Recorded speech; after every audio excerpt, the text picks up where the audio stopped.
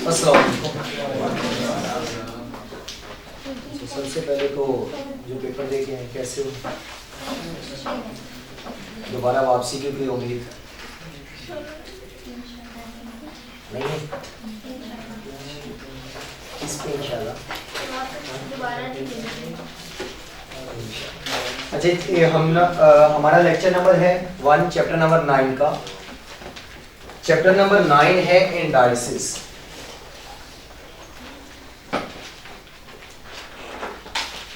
Chapter 9 indices. इसका दूसरा name index number भी हो सकता है, इसे हम इंडाइसिस भी कहते हैं। इस चैप्टर का पीछे कोई किसी चैप्टर से ताल्लुक नहीं है। जो नए स्टूडेंट हैं उनके लिए है कि इस चैप्टर का पिछले चैप्टर से कोई ताल्लुक नहीं है, ये एक अलग चैप्टर, अलग कॉन्सेप्ट है। इंडाइसिस के अंदर हमने इन्फ्लेशन या डिफ्लेशन को कैलकुलेट करना होता है कि बढ़ती हुई प्राइजेज से क्या क्या इफेक्ट हो सकता है, या प्राइजेज बढ़ेंगी तो हम उसे कैसे कैलकुलेट कर सकते हैं कि उससे इन्फ्लेशन होगी, प्राइजेस कम होंगी तो डिफ्लेशन हो जाएगी। ये हमने इस चैप्टर में कैलकुलेट करना होगा। इसमें आपके पास 2 से 3 मेथड होंगे जिनसे हम जो है ये इन्फ्लेशन या डिफ्लेशन कैलकुलेट कर रहे होंगे, लेकिन हम जाएंगे इंडाइसिस के मेथड से कि इंडाइसिस से हम इन्फ्लेशन या डिफ्लेशन को कैसे कैलकुलेट करेंगे। वैसे इसके अलावा और भी ऑप्शन होते हैं। फॉर एग्जांपल, अगर मैं ये कहूं कि एक प्रोडक्ट मार्केट में पहले 120 रुपए की थी, अब वो प्रोडक्ट 120 से बढ़ के 160 रुपए की हो गई, तो यहां पर अगर in the term of rupees बात करूं कि कितने रुपए से प्राइजेस इंक्रीज हुई होंगी, कितने रुपए से प्राइजेस इंक्रीज हुई होंगी, तो पहले कभी 120 रुपए की हुआ करती थी, अब ये प्राइजेस इंक्रीज होके 160 पे पहुंच गए। अगर हम in the term of rupees बात करें तो हम कहेंगे 40 रुपए से कोई एक प्रोडक्ट जिसकी ये प्राइस है, कोई एक कमोडिटी जिसकी ये प्राइस है, वो 40 रुपए से क्या हो गई, इंक्रीज हो गई। आप अगर ये इंक्रीज निकालेंगे तो आप 160 में से 120 को माइनस करके कहेंगे कि ये 40 रुपीस का इंक्रीज आया है। ये in the term of rupees आपने बात की। अगर मैं ये कहूं कि in the term of percentage कि कितने परसेंट से प्राइस इंक्रीज हुई होगी, तो फिर आप इसे कैसे कैलकुलेट करेंगे? ये दूसरा मेथड हो सकता है ना, कि एक तो ये है कि अगर in the term of rupees आपसे पूछा जाए कि यार बताएं कि पहले इस प्रोडक्ट की प्राइस 120 रुपए थी, अब वो प्राइस इंक्रीज होके 160 हो गई, तो आप सिंपली कहेंगे कि वो प्रोडक्ट 40 रुपए से महंगी हो गई, प्राइस में इतने का इंक्रीज आया। अगर कोई दूसरा मेथड हो कि अगर हमने वो परसेंटेज में देखना हो, तो परसेंटेज में भी पहले 120 रुपए थी, अब बढ़ के 160 हो गई, लेकिन मुझे इसका answer in the form of percentage चाहिए कि कितने परसेंट से प्राइस में चेंज आया होगा। उसके लिए आप सबसे पहले तो इनकी प्राइस में चेंज देखेंगे in the term of rupees.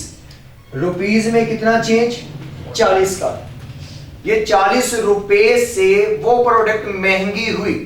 अब अगर परसेंटेज में निकालेंगे तो इसका कोई एक बेस रखेंगे कि कितने से 40 रुपए महंगा हुआ। अब कितने से महंगा हुआ है, 120 से। ये 120 इसकी बेस हो जाएगी, 120 इसकी बेस होगी, मल्टीप्लाई 100 करेंगे तो आंसर बता दें कितना आया। कैलकुलेटर निकाल लें।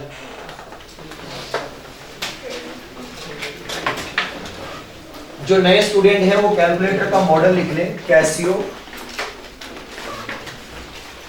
FX 991 ES प्लस, ये कैलकुलेटर आपके पास होना चाहिए।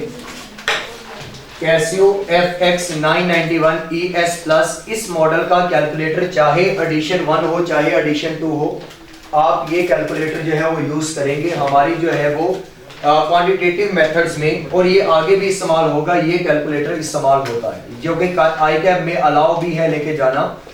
बाकी जो नॉर्मल कैलकुलेटर है वो आप अकाउंटिंग में तो इस्तेमाल कर सकते हैं, लेकिन यहाँ पर हमें इक्वेशंस वगैरह सॉल्व करनी है तो उसके लिए हमें इस कैलकुलेटर की ज़रूरत है। और ये आप लोगों ने देखे होंगे कि ये आपके क्लास फेलोज के पास भी है। ये सेकेंड एडिशन है और ये इसका जो है ये फर्स्ट एडिशन है। इनमें से कोई भी आपके पास अगर पड़ा है कैलकुलेटर तो आप वो इस्तेमाल कर सकते हैं, अगर नहीं है तो इस मॉडल का कैलकुलेटर चाहे सेकंड एडिशन में ले लें चाहे फर्स्ट में। सेकंड वाला जरा महंगा मिलेगा और फर्स्ट वाला जो है वो आपको सस्ते में मिल जाएगा, तकरीबन 1500 से 1800 के दरमियान, और जो सेकंड वाला है वो तकरीबन 3000 से 3500 के दरमियान में मिलेगा। लेकिन इसमें कॉपी का क्या रखिएगा कि अगर आप 3000 से 3500 दे रहे हैं तो ऊपर स्कैन का कोई ऑप्शन होगा, जो बॉक्स इसका होगा पहले आप उसे स्कैन करें, और अगर वो स्कैन करने पे आपको कैसियो की वेबसाइट पे ले जाता है तो इसका मतलब है कि वो ओरिजिनल है। और अगर वो नहीं लेके जाता तो फिर उसकी कॉस्ट आप 3000 से 3500 ना भरिएगा, फिर बेहतर है कि आप सस्ते वाला ले लें। कितना आंसर निकला जी? 33.33%। अगर हम परसेंटेज में बात करें तो हम कहेंगे कि जो पहले प्राइस थी उस प्राइस का 33.33% क्या हो गई है, अब प्राइसेस इंक्रीज। क्योंकि ये अगर 40 रुपए का इंक्रीज आया है तो ये हमने देखा होगा कि ये इंक्रीज किस प्राइस का आया। जिस प्राइस को हमने देखना है किस जिससे लिंक करके देखेंगे वो होगी पुरानी, जिससे हमने इसका चेंज देखना है उसे रखा जाएगा बेस, तो 100 से मल्टीप्लाई करेंगे तो हमारे पास 33.33 आंसर आ जाएगा। ये दो मेथड हैं कि जो हम नॉर्मली इस्तेमाल करते हैं कि चेंज निकालने के लिए, लेकिन एक होगा इंडाइसिस का मेथड जहां से हमने निकालना है। उस मेथड से अगर निकालेंगे तो तीसरा मेथड है इंडाइसिस का, जो कि हमारे सिलेबस में है। वो होगा कि करंट प्राइस कितनी है 160, current divided by base price कितनी है 120 मल्टीप्लाई बाय 100। तो आप इसका आंसर निकालें 133.33। अगर आंसर देखेंगे तो 133.33% में आंसर निकला है। तो आप ये देखेंगे कि ये जो 133.33 है कि 100 रुपए अगर पहले है तो 33 या 100% अगर उसकी कीमत पहले थी जिसको बेस बनाया, तो अब मजीद कितना इंक्रीज हुआ 33.33%। इसमें हमने करंट प्राइस रखी डिवाइडेड बाय क्या कर the base price multiply by 100। इससे पहले वाले में हमने जस्ट परसेंटेज लेने के लिए वो क्या किया था कि चेंज कितना निकला 40 रुपए का, किस प्राइस से लिंक किया था 120 से। यहां पर क्या है कि 120 आपकी बेस है और जो इस वक्त चल रही है वो 160, तो current divided by base multiply 100 किया तो 133.33% आया। तो अगर आप इन दोनों में देखेंगे तो परसेंटेज में कोई चेंज नहीं। ये 100 का जो चेंज है वो बेस बनाया है, तो जिस चीज को बेस बनाया जाता है उसे 100% ही रखा जाता है कि वो इतना है, आप उसके इतने परसेंट हैं। तो ये 1 अगर हम यहां से रिमूव भी कर दें तो ये 1 बेसिकली आया है जिसको बेस बनाया कि वो पहले 100% था, अब उस 100 का 33% इंक्रीज हुआ तो ये कितना बना 1। ये 100 था, इसका इंक्रीज हुआ जो कि डिफरेंस में देखेंगे तो 40, तो वो 40 का चेंज आया तो ये 160 बना जो कि 33.3 है। तो ये दोनों ऐड हुए 120 100% रखता था, 40 33% रखता था, तो 120 प्लस 40 करेंगे तो वो 133.33% ही शो करेगा, क्योंकि यहां पर हमने जस्ट 40 लिया, यहां पर हमने वो 120 प्लस 40 लिया, तो ये क्या बना 160 बना। तो ये 133.33 जो आंसर निकला है ये आंसर है जी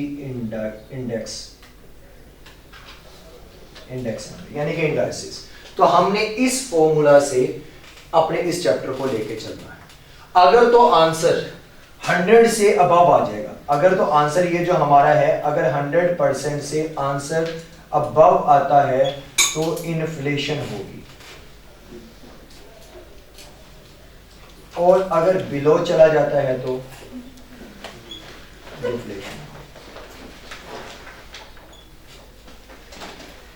अगर हमारा इंडाइसिस का सॉल्व करने पर आंसर 100% से ज्यादा आता है तो हम कहते हैं कि प्राइजेस इंक्रीज हो गई हैं।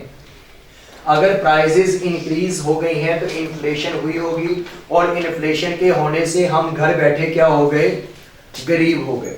क्योंकि पहले अगर हम वो चीज 120 रुपए में खरीदा करते थे तो अब हम वो चीज 120 के बजाय 160 में खरीदेंगे। लेकिन अगर हम वो अब 160 में खरीदेंगे तो क्या सिर्फ प्राइस के इफेक्ट होने से, इन्फ्लेशन के इफेक्ट होने से कोई और चीज इफेक्ट होगी या नहीं? क्वांटिटी होगी। अगर पहले आप 240 रुपए में 2 यूनिट खरीद लेते थे, अब 240 में आप 2 यूनिट खरीद नहीं पाएंगे, 160 में एक खरीदेंगे, बाकी वाला यूनिट आप खरीद नहीं पाएंगे, तो आप घर बैठे क्या हो गए, गरीब हो गए। क्यों? क्योंकि प्राइसेस इंक्रीज हो गई, इन्फ्लेशन हो गई। तो अगर इसका आंसर 100% से अबव जाएगा तो इन्फ्लेशन, और अगर इसका आंसर 100% से बिलो रहेगा तो क्या होगी, डिफ्लेशन होगी। ये बात क्लियर है? अगर इन्फ्लेशन होगी तो परचेसिंग पावर कम हो जाएगी, अगर महंगाई होगी तो खरीदने की सलाहियत क्या हो जाती है, कम हो जाती है।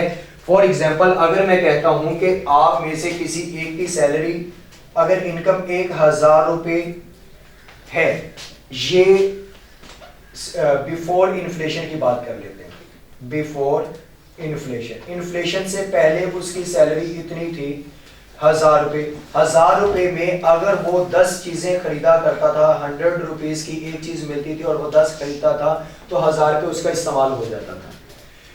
अब हुई इन्फ्लेशन,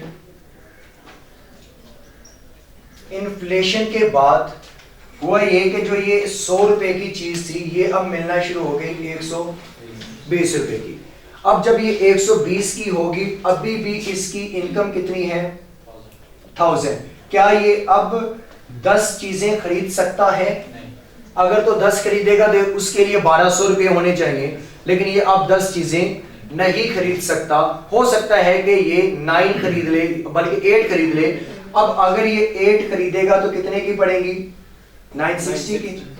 तो ये अब 8 चीजें खरीद रहा है, यहां पर 10 चीजें खरीदता था, तो ये क्या हो चुका है, इसकी परचेजिंग पावर प्राइस के इंक्रीज होने से क्या हो गई है, डिक्रीज। यानी कि खरीदने की सलाहियत कम हो चुकी है प्राइस के बढ़ने से। अगर इंडाइसेस बढ़ेगा, 100 से ज्यादा हो जाएगा, तो परचेजिंग पावर क्या हो जाएगी, कम हो जाएगी। और अगर इंडाइसेस कम हो रहा है, इसका मतलब है कि चीजें सस्ती हो रही हैं, तो आप पहले से भी क्या करेंगे, ज्यादा खरीदेंगे। यहां तक ओके? कोई क्वेश्चन है यहां तक तो पूछिए।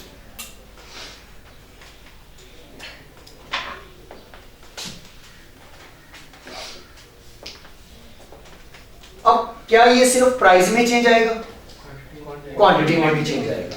तो प्राइस में भी चेंज आ सकता है, क्वांटिटी में भी चेंज आ सकता है। इंडाइसेस कैलकुलेट करेंगे तो वो इन दी टर्म ऑफ रुपीस भी हो सकते हैं कि इतना प्राइस में चेंज आ गया, और इन दी टर्म ऑफ यूनिट्स भी हो सकता है कि यूनिट्स पहले इतने खरीदते थे, अब इतने नहीं खरीदे जाएंगे, अब इसे कम खरीदेंगे। और ये वेजेस में भी चेंज आ सकता है कि लेबर अगर पहले पैसे कम लेती थी, बढ़ती हुई महंगाई को देखते हुए लेबर ने भी कह दिया कि भाई हमारे वेजेस को इंक्रीज कर दें, तो वेजेस भी जब इंक्रीज होंगे तो उनमें भी हम क्या कर सकते हैं, इंडेक्स नंबर कैलकुलेट कर सकते हैं कि पहले कितने वेजेस थे और अब कितने वेजेस हैं। तो जो इस वक्त हैं करंट को हम बेस पे डिवाइड करवा के परसेंटेज में अगर आंसर चाहते हैं तो मल्टीप्लाई बाय 100 करके उसका इंडेक्स निकाल लेंगे। तो ये इंडेक्स नंबर हम प्राइस में भी कैलकुलेट कर सकते हैं, हम क्वांटिटी में भी कैलकुलेट कर सकते हैं, और हम वेजेस में भी कैलकुलेट कर सकते हैं। और अगर इंडेक्स की बात करें कि ये इन्फ्लेशन या डिफ्लेशन, ये अगर हम कैलकुलेट कर रहे होंगे तो ये ओरिजिन के चेंज होने से, ये प्लेस के चेंज होने से, ये टाइम के चेंज होने से ये चेंज होगा। यानी कि अगर ये इन्फ्लेशन बढ़ती जाएगी तो भाई वो टाइम टू टाइम या टाइम के साथ साथ बढ़ेगी या कम होगी, या ये एक जगह से किसी दूसरी जगह पे जाएंगे तो वहां ये इसका चेंज आएगा। ये जो एक ही टाइम में, एक ही घंटे में आप अगर एक जगह से उठ के दूसरी जगह जाएंगे तो वो प्लेस ऑफ चेंज, यानी कि चेंज ऑफ प्लेस की वजह से भी इसके अंदर क्या हो सकती है, चेंजेस आ सकती हैं, टाइम के साथ साथ भी इसके अंदर क्या हो सकती हैं, चेंजेस आ सकती हैं, लोकेशन के अकॉर्डिंग इसके अंदर चेंजेस आ सकती हैं। वो चेंजेस हमने क्या करनी है, कैलकुलेट करनी है। अब इसे शुरू करते हैं। ये था इसका सारा कॉन्सेप्ट। अब जो कमोडिटी है,